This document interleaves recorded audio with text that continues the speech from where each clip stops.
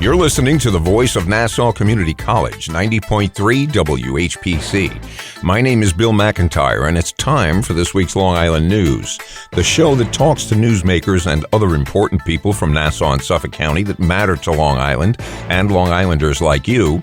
So each week we'll have a conversation about issues that affect all of us. I live on Long Island just like you, and I want to know more about the people making the big decisions that affect all of us. Well, this week, I'm happy to welcome to the show New York State Assemblymember Charles D. Lavine, who represents the 13th District here in Nassau County. Mr. Lavine, welcome to this week's Long Island News. Bill, thanks for the invitation. Nice to speak with you, and Chuck is fine. Chuck is fine. Okay. All right. Very good. Tell us a little bit about you and your history in politics for those that may not know much about you. Well, I have lived on Long Island since 1980.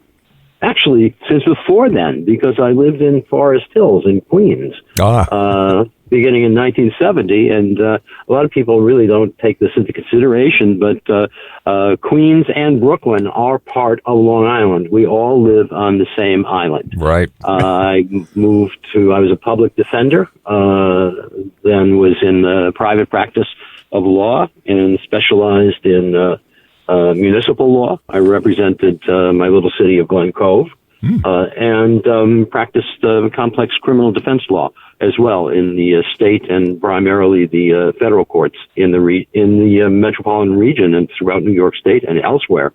I was involved in politics. I moved to Glen Cove. When I moved to Glen Cove, our little city council had taken it upon itself to conduct foreign policy. Reagan was president, and Reagan was certainly doing a pretty yeoman piece of work in terms of handling the dismantling of the Soviet Union.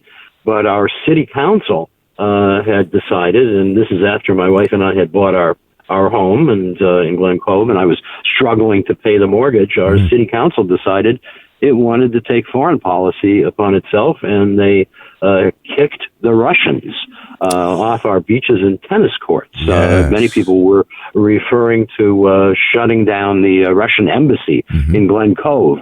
But the fact of the matter is it's no embassy. It is a summer residence, and they had their own tennis courts and their own access to beaches. So as late-night comedians were making fun of the little city of Glen Cove, and I saw my property, my interest in my home devaluating as a result, I decided to get involved in politics and present a rational voice with certainly more of a, I should say certainly considerably more of a worldview than those who then sat on our city council and our then mayor. So this was causing great trouble for our State Department because of the fear that the Russians would engage in similar conduct against our American diplomats and residents in what was then the Soviet Union. So I then became Democratic leader of the city of Glen Cove. I represented the city. I was on the city council. In the meantime, I was also counsel for North Country Reform Temple, not once but twice. And Bill, I'll share this with you. I saw more brass knuckle politics in those two tenures than I've ever seen in secular government. But it was a good learning experience. Wow. I was elected to the New York State Assembly in 2004 and have served as chair of the Ethics Committee, the Elections Law Committee, and thank you, early elections was my bill, and now serve as chair of the Judiciary Committee. Wow. You got a full plate.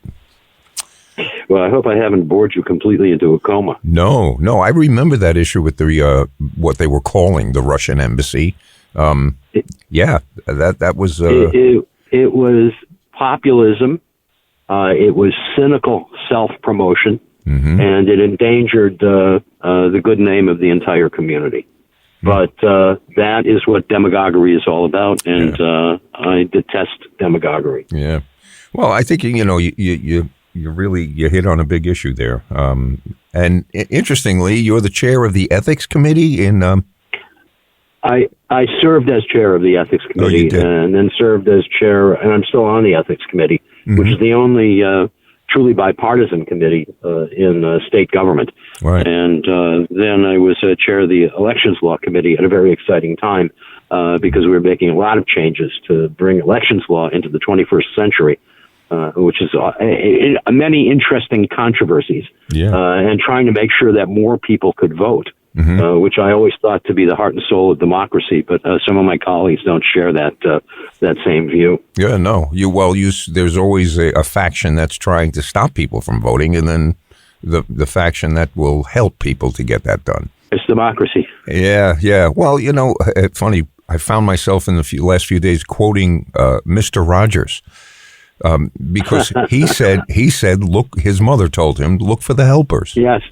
And it's pretty easy. You can look at both political parties today, and I think you know exactly who the helpers are and who's trying to, destabilize things. Bill, there is so much truth to that.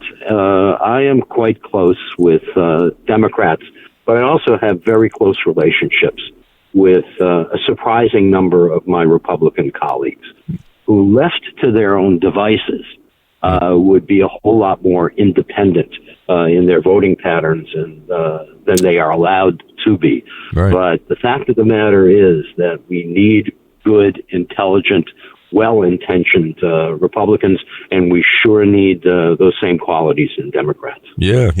It's funny when I interview, and it's been 3 or 4 times now, I've interviewed the Nassau County Police Commissioner, and one of the things, one of the little sound bites that we always throw back and forth is that we hope that cooler heads prevail, no matter what the situation is, right?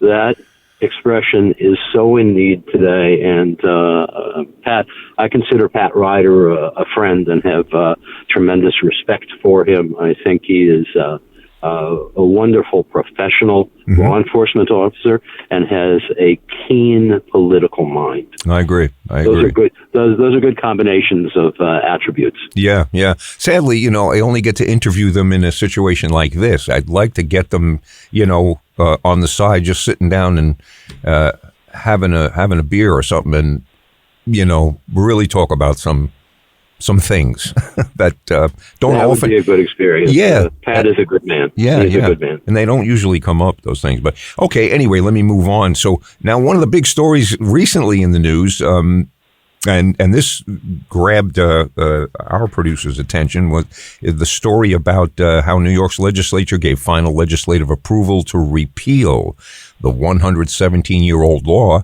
that makes adultery a crime with a sentence of up to 3 months in jail. Whew. Now, that was a bill that you were the assembly sponsor of. Tell us, now, why was this so important to have? That's my bill. Yeah. That's my bill. We have criminal laws to serve 2 purposes. First and foremost is to protect community, to protect our families and our neighbors. That's why we have laws outlawing murder, kidnapping, assault. But laws also serve a secondary purpose, and that is they're designed to be deterrents. Now, this law was enacted in 1907. Wow. And in those 117 years, we are able to determine that there have been 13 prosecutions for adultery. And of those 13, there have been 5 convictions. Now, there may have been more because the criminal court docket records of the early 20th century are not digitized, but we don't know. Right. So, given the fact that there have been multiple millions of instances of adultery in New York State in those 117 years, and only 13 people charged. Right. It certainly hasn't served as much of a deterrent. So there is no legitimate purpose to having laws on our books that are there for someone's interpretation of what they thought their morality was. And this law was criticized when it was enacted in 1907. Even in 1907, people said, what are you doing trying to regulate what they then referred to as, quote unquote, matters of the heart? When the Law Revision Commission met in the late 1960s to recodify the laws, they recommended that this not be included, but it was included. In 2012, the United Nations Special Commission did an extensive report on the use of these laws, not only in New York State, not only in the United States, but worldwide.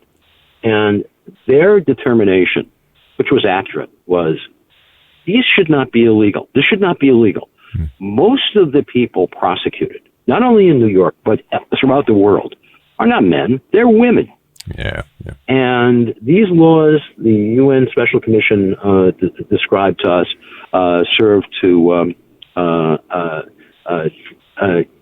impair the rights of women and to make them subject to prosecutions and unfair burdens. So it's 2024.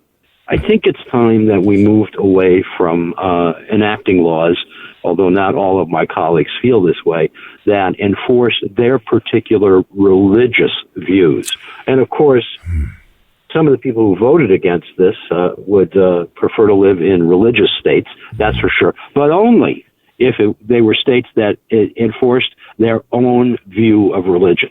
Yeah. We have to move past that. So I'm very pleased that both the Senate and the Assembly have passed this proposed legislation, and I am sure that when the matter is sent to the governor, that Governor Hochul will sign the bill. Yeah. I think one of the things that I thought of when I read this was the idea that, it's quite an illustration.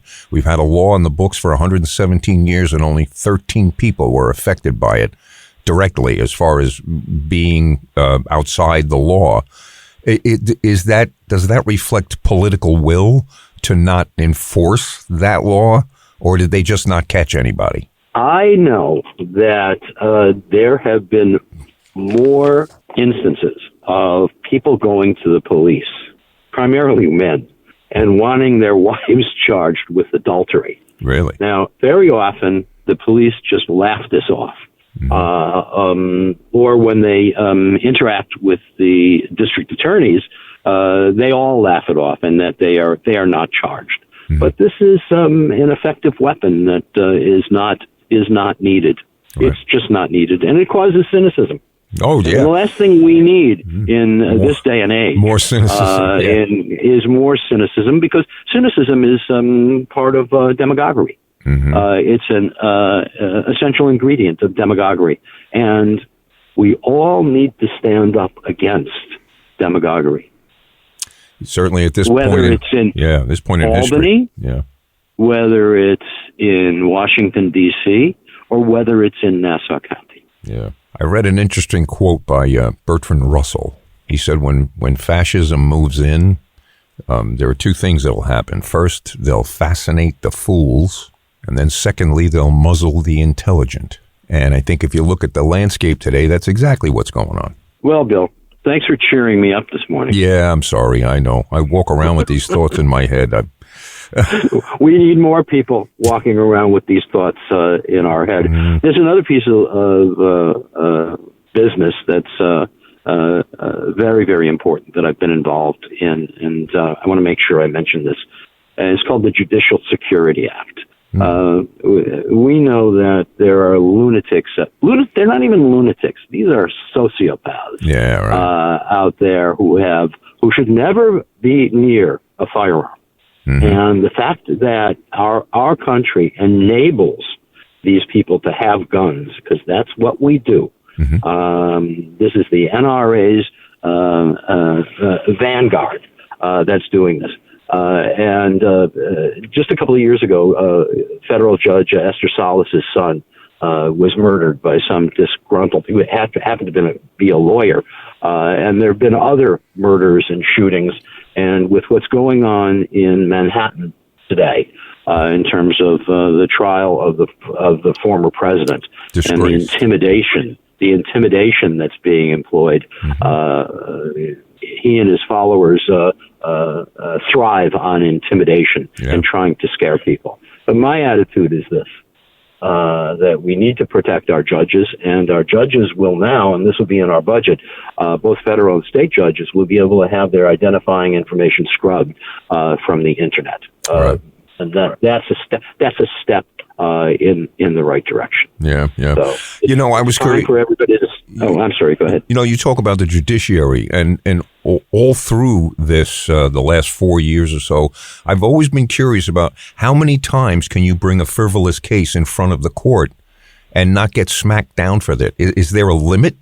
I think there were 66 cases brought to the, might have been the Supreme Court or at least state Supreme Courts about the elections last year, and none of them had merit, not one.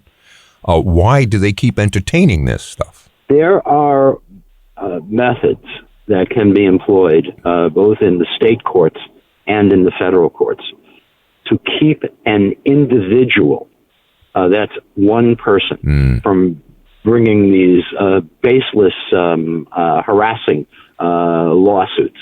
But it is impossible to have a blanket rule, a universal rule, right, that prohibits people from bringing lawsuits. That's part of our democracy. And we have managed to survive that.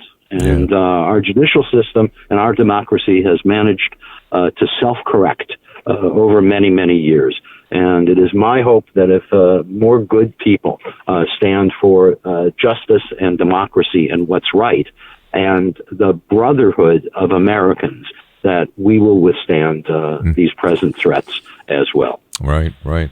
Well, just a reminder, you're listening to this week's Long Island News on the voice of Nassau Community College, 90.3 WHPC. My name is Bill McIntyre, and my guest today is New York State Assemblymember Charles D. Lavine, who represents the 13th District here in Nassau County.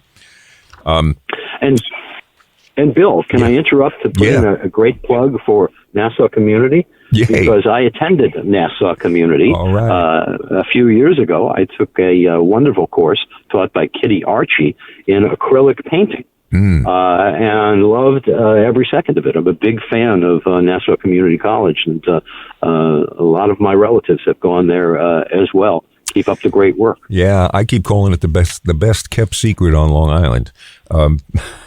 And there's much truth to that. Yes. Yeah. It's a shame the amount of money people could save by availing themselves of the local community college.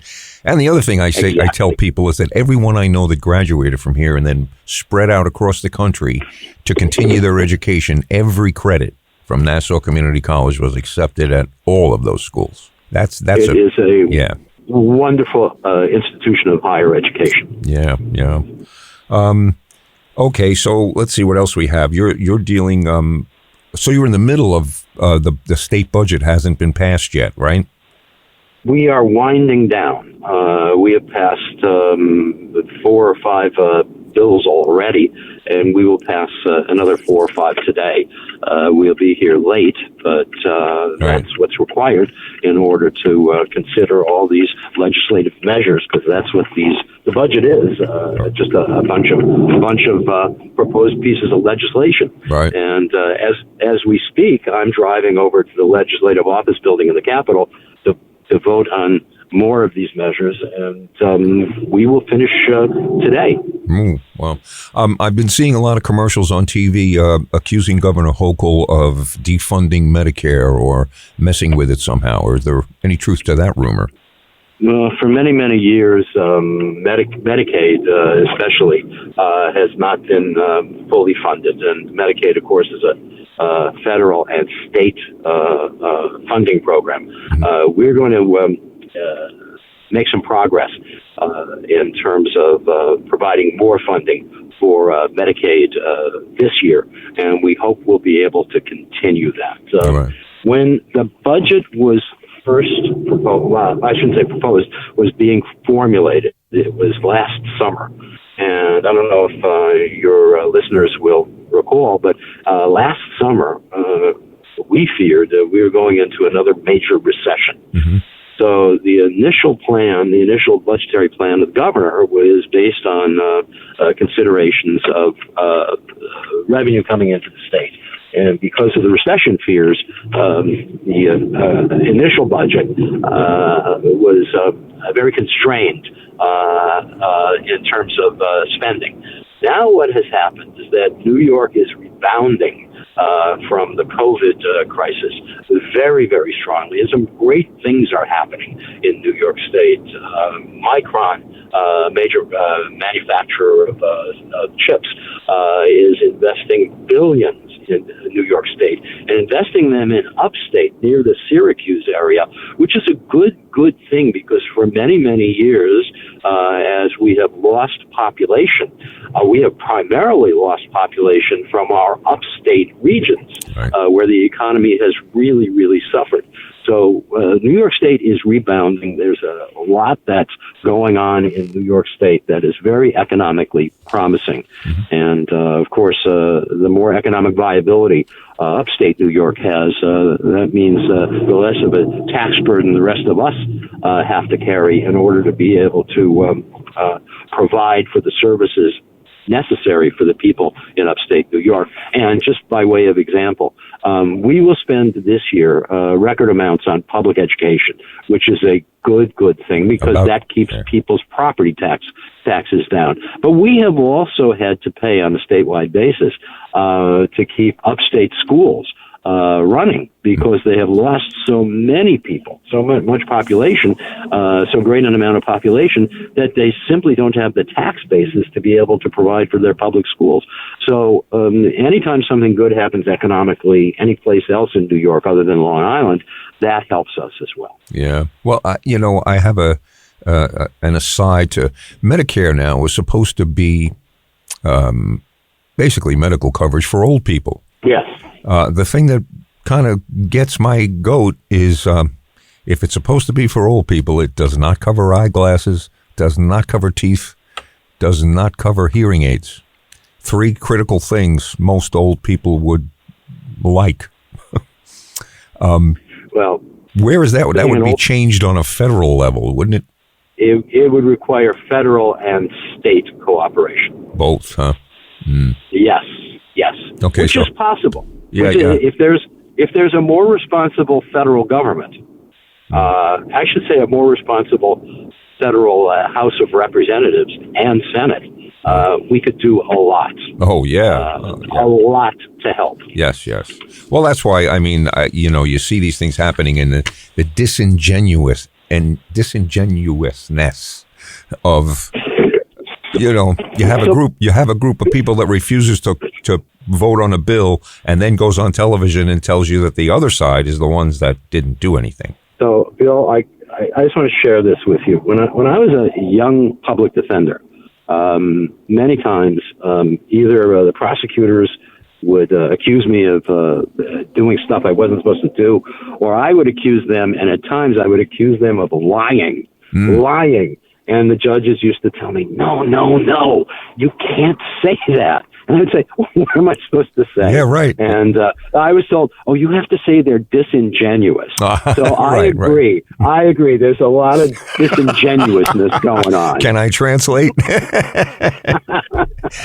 I think I know what you mean. Yeah, it's I don't know. It's crazy. Propaganda is a big problem. George Carlin always talked about it. Go out in the street and ask the 50th percentile, the person right in the middle. Most of them don't know who their senators are. Exactly. So then George makes the comment that half of the population is below that guy. Yeah. And before, when I mentioned the fascinating the fools, this is who we're talking about. And people are very easily swayed by well-written propaganda. I always thought George Carlin was a brilliant man. He wasn't simply a comedian. No, he was a good observer. Like Richard Pryor, he was a satirist, and we need more satire. And how do we stand up for democracy on a worldwide basis and a national basis? I think much has to do with education. Yeah. I think that we have moved away from what my generation, and I'm in my mid-70s, was exposed to. And that was an education that included a lot of lessons in civics, civic responsibility. And, of course, my generation, we were the children of those who had won the Second World War. Yes. And they were acutely aware of the dangers of fascism. Today, many school districts not only find it too controversial to teach civic responsibility, but too many school districts even on Long Island, are managed by Board of Education members who don't believe in civic responsibility. Take, for example, the efforts that school districts have made to go to court to fight against the mask mandate. Yeah. We've known for over 100 years, going back to the Spanish flu days of the late 1918s and 1919s, that communities that employed the use of masks were safer than those that refused to. That's science. So three things I would say that we should teach: civic responsibility, science, and journalism, so that people can recognize what propaganda is. Yeah. Well, there's the second half of the statement. Essential. There's the second half of the statement, though, and muzzle the intelligent. We've got people walking around here, not here, but in America, who say that the Earth is flat. I was really amused that, and listen, I can speak about politics in general. Robert Kennedy Jr. is running for president of the United States. He had a high-ranking campaign employee in New York State whose name is Rita Palma from Long Island. And Rita has for years run and managed this anti-science, anti-vaccination, anti-masking cohort of our community. So she made a simple statement, which was true. Bobby Kennedy is going to be on this ballot as a way to help defeat Joe Biden. Yeah. Cynicism counts. Demagoguery counts. But the more we discuss it, which is why I want to thank you for inviting me on your program, the more we discuss it, the more people will be aware of it. Most people are just busy trying to get by on a day-to-day basis. And in a lot of neighborhoods, and this is especially true on Long Island, they're afraid to be involved in government. When I moved to Nassau County, and this is the neighborhood where I was trying to protect my home when my local city council was engaging in foreign policy, my neighbor said, I have to go register and become a Republican. I said, even though there were things about Reagan that I actually did like, and Reagan was president, I wanted to know, why do I have to do that? And they said, well, if you don't, no one's ever going to listen to you at City Hall. Your kids will never get jobs if they want to be lifeguards. That's the way it was. Oh, I remember that. Yes, I remember Long Island was like that. Yeah, but that's not fair. That's not right. That's not democracy. That's not the way it works, right? Exactly. Well, it looks like we're going to run out of time in about a minute, but I have to go to work. Okay, and I have to go to work as well. Good thing. My guest today. It's been a pleasure. Yes, thank you very much. My guest today has been New York State Assemblymember Charles D. Lavine, who represents the 13th District here in Nassau County. Again, thank you for taking the time to be here today and speak with us. We have a million more questions, so stay in touch. We'll also want to get back to you and maybe have you on again soon. That would be my pleasure. Thank you so much. And go Nassau community. There you go. Yes. We thank you. Have a great day. And thanks to all. Thanks. You too. Bye-bye. The clock on the wall said it's time for this week's Long Island News to get on out of here. I'm Bill McIntyre. Remember, you can listen to us by searching for this week's Long Island News wherever you listen to podcasts. And we're right here every Friday on the radio at 3 p.m. on the voice of Nassau Community College, 90.3 WHPC.